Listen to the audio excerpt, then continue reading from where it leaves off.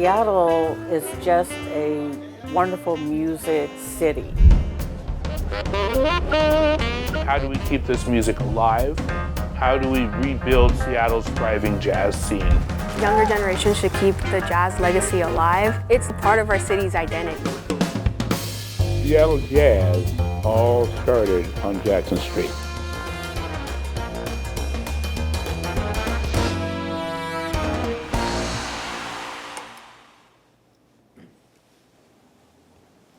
I'm Barney Hilliard, and I'm a saxophone player, and I used to play on Jackson Street.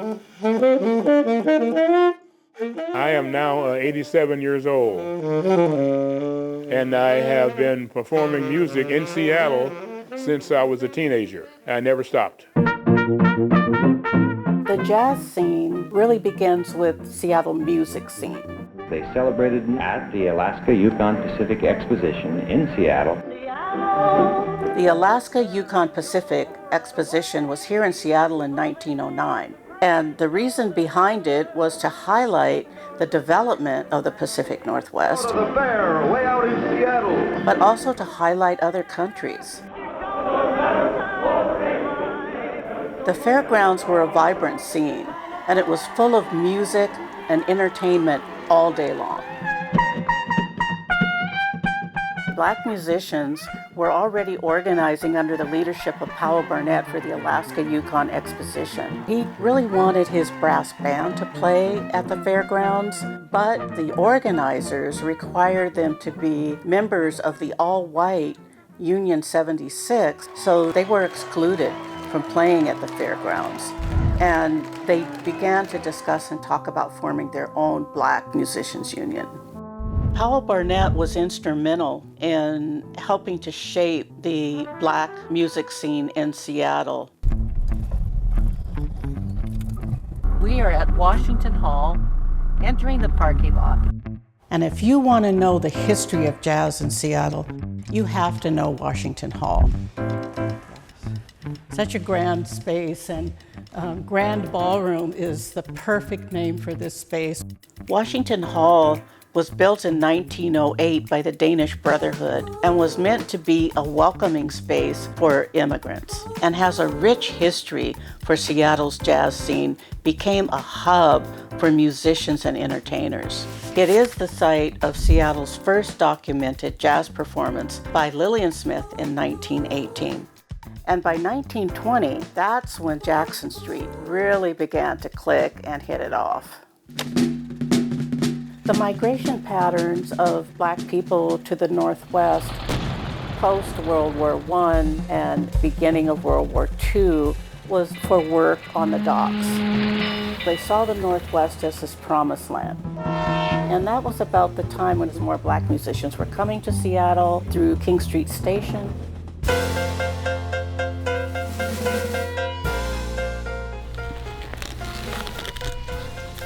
I was studying music with Frank Waldron, a giant in the jazz industry on Jackson Street, and he was teaching me about jazz. We can't talk about Seattle jazz history without talking about Frank Waldron. Frank Waldron was here just after World War I. He had one of the first music schools that was located near 12th and Jackson.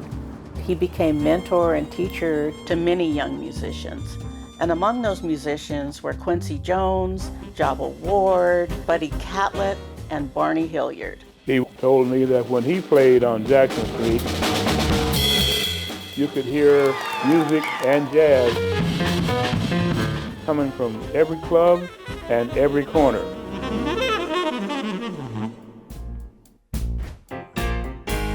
Early in the morning. Prohibition in Seattle was 1916 through 1933. You could not buy or sell alcohol, but you could certainly drink it. And it was also at a time when the clubs had to go behind the scenes and below ground.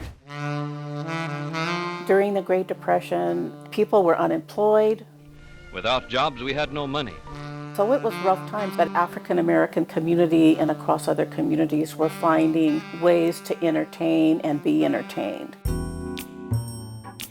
Nightlife on Jackson Street was more of, you saw the storefronts, so you would go through a hallway to a back door, knock on that door, and there was gambling, there was alcohol would flow, there was music.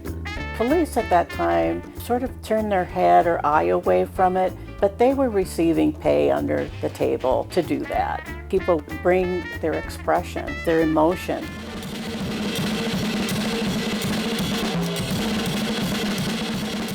Jazz has been a form of cultural expression and resistance in the Black community. We were supporting one another at that time, trying to find a way to uplift one another during that era. And Seattle was just kind of a spot that was really open and acceptable for that to happen. Jackson Street was the idea that anyone could come out and be welcome. No one was turned away for their race, their ethnicity. And we're going to go down into the Jackson Street corridor.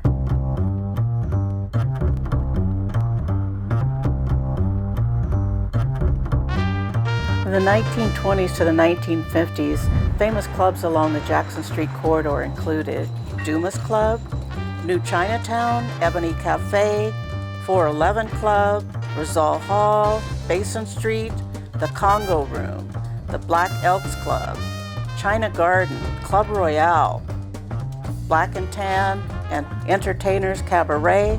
This gray building was the location of the Black and Tan. Especially on 12th and Jackson, the Black and Tan Club was one of the first interracial clubs in Seattle. Walking in these spaces, it makes me wonder, whose footsteps I was walking in. I'm standing in the same spot where one of those people, those musicians that I admire today, were coming and going and playing at all of these venues. Some of the most famous musicians who were performing along the Jackson Street corridor were Jelly Roll Morton, Frank Waldron, Jabba Ward, Ernestine Anderson, Quincy Jones, Barney Hilliard, Dave Lewis, Dave Holden, Oscar Holden. There were other musicians who visited Seattle. One who came and stayed for a while was Ray Charles and Duke Ellington. I would say that the music scene on Jackson was international.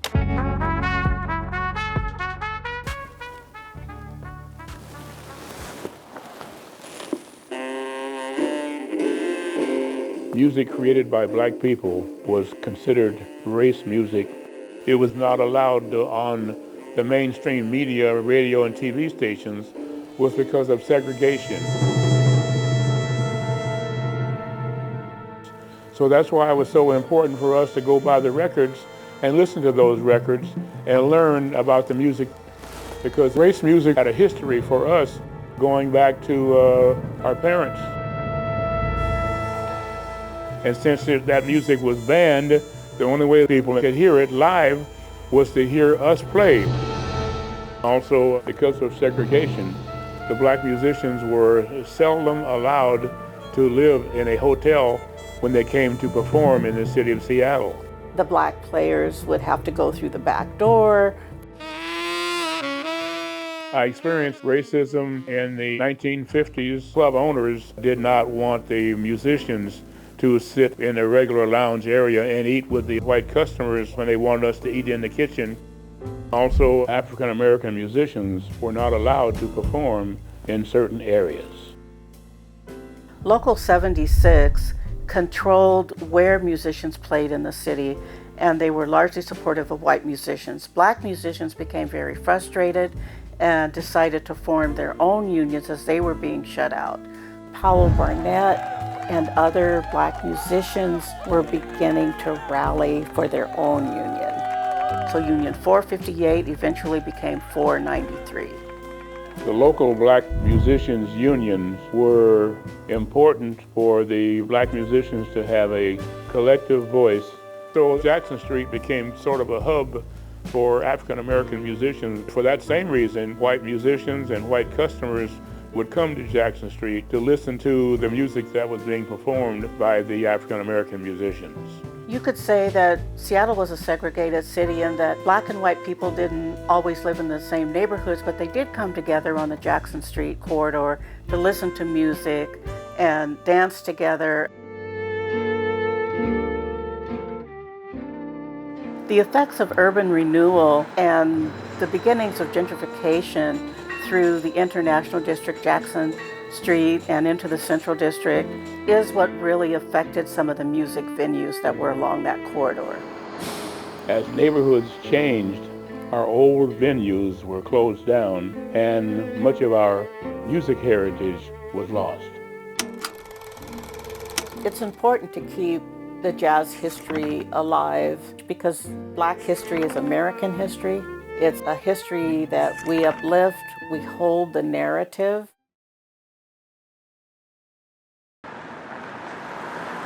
Well, here we are on Jackson Street. This is the epicenter of black culture.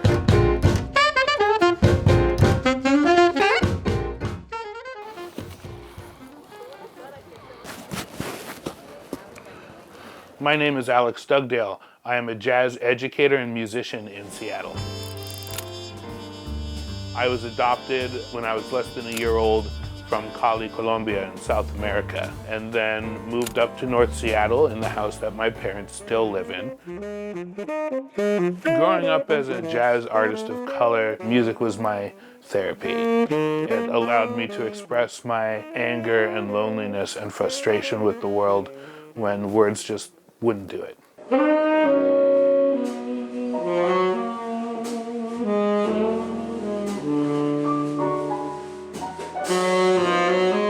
There have been many challenges that I have faced as a young jazz artist of color.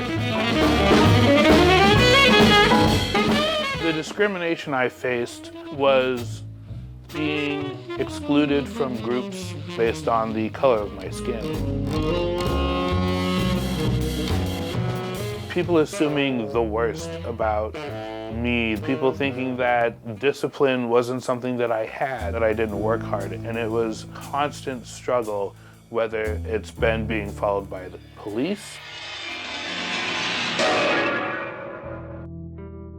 Exactly 9 years ago, I got really depressed and I tried to commit suicide.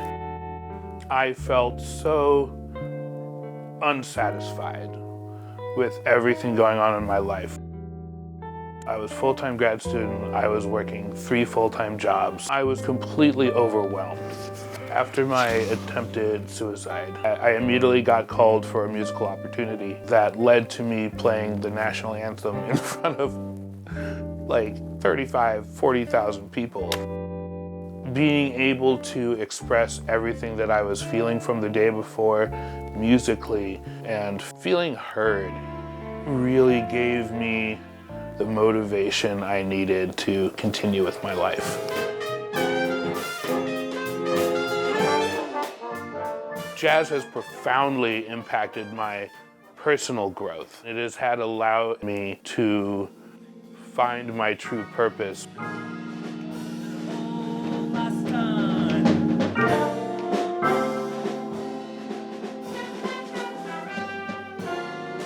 The thing that inspired me to start teaching jazz, to provide young people who are growing up and finding themselves with a safe place to express and explore who they are, and try and discover a little bit of their identity is so important.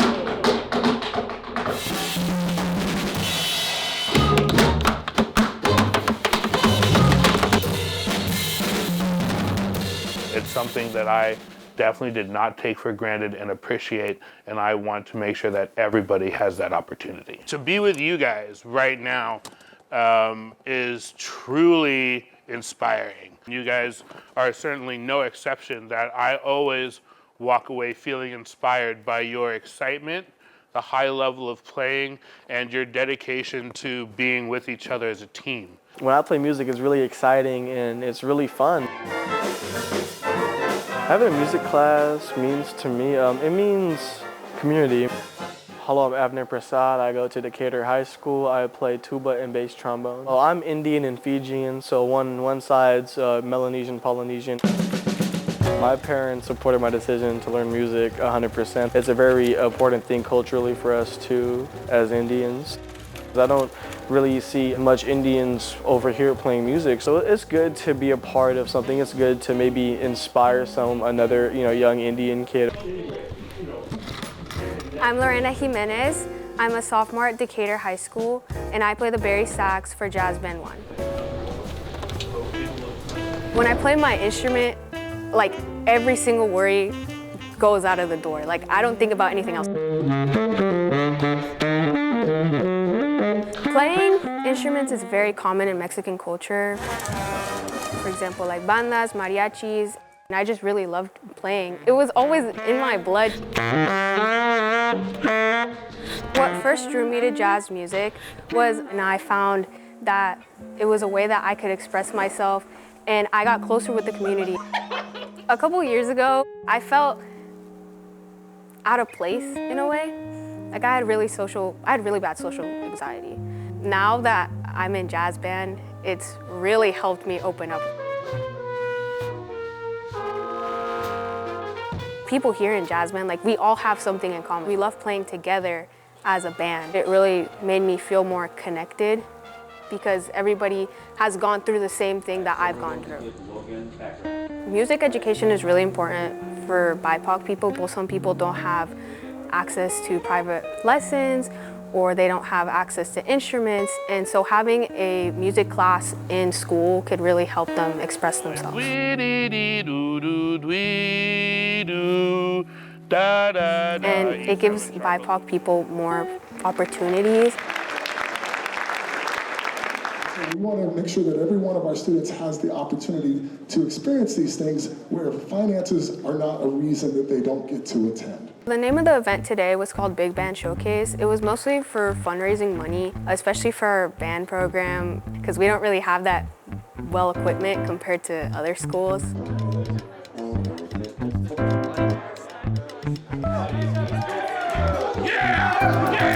Let's go! Play some jazz! Let's go! That is Jazz Band 1, directed by Mr. Jeff Chang. When you do these fundraisers, like it really makes you feel like, oh, I have a chance. It's great to see the community together, and it was really great to see Alex on stage and see my classmates on stage and my classmates in the audience cheer for us. So it's up to us as community members to come together and support the arts. Anybody here already know about Jackson Street? So great, nice, I get to talk about it for a minute. It is extremely important for students of color to learn about jazz because that is their culture, that is their history. If you think about New Orleans French Quarter or Harlem neighborhood in New York, well, we had Jackson Street. I didn't even know that Jackson Street existed. Yeah, that's a big time. Knowing that jazz originated as well from Seattle, like, you know, it had to go through so many things just to get to this point. It's like, wow, like people really did that just for me to play jazz now. So where they were was in that 12th and Jackson area. So if you think it was great for us to appreciate what the people before us started that looked just like us. Oh, that's like our pride, you know? It's something that we can internalize because it's even in our city. The legacy of Jackson Street is one of cultural diversity, musical exploration, and education. That is what I hope to bring to my classes, that same inclusion, the safety of all races, all backgrounds. In the early 20th century, Jackson Street meant happiness, it meant integration and community. In the back, 12th and Jackson, an area in the Chinatown International District that's become known for public drug use and violent crime. as time progressed, meant a lack of safety. It meant getting pushed out. Unfortunately, it is very difficult to see a lot of jazz artists being influenced by Seattle's rich legacy of jazz. In this building, this used to be the Black Elks Club. We all know the social group of the Elks.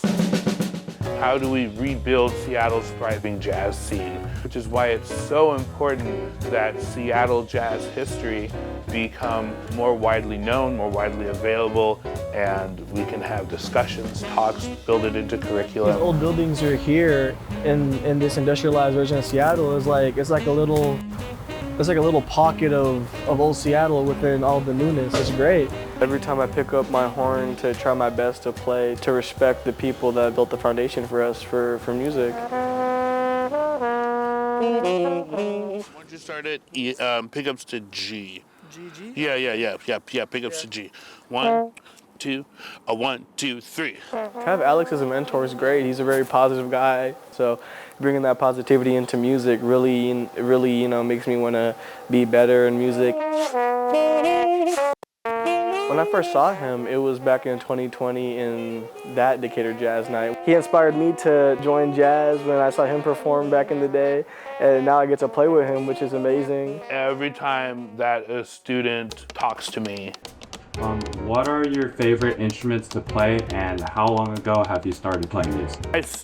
My first instrument was actually my tap shoes when I was like 6 years old. Every time a student plays a single note,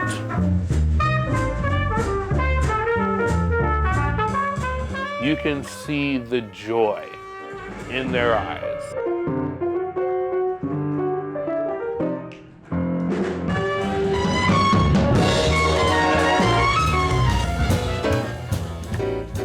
And that feeds me, that feeds my soul and my energy to keep going and doing what I'm doing.